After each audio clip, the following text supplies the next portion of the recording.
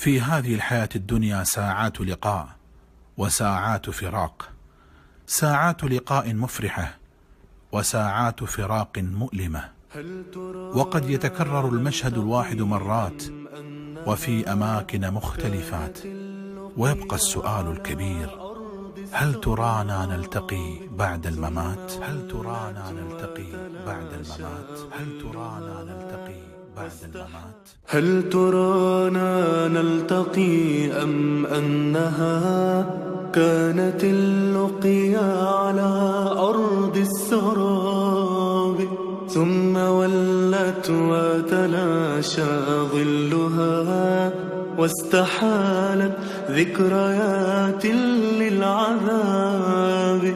هكذا يسأل قلبي كلما طالت الأيام من بعد الغياب.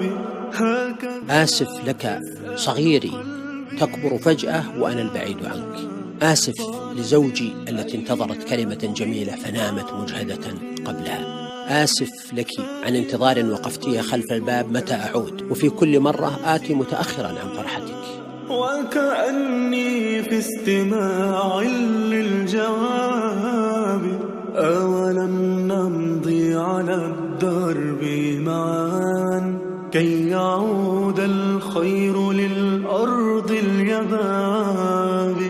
فمضينا في طريق شائك نتخلى فيه عن كل الرغاب، ودفنا الشوق في أعماقنا ومضينا في رضاء واحتساب. قد تواعدنا على السير معا ثم آجلت مجيبا للذهاب. هل ترانا نلتقي أم أنها كانت اللقيا على أرض السراب، ثم ولت وتلاشى ظلها واستحالت ذكريات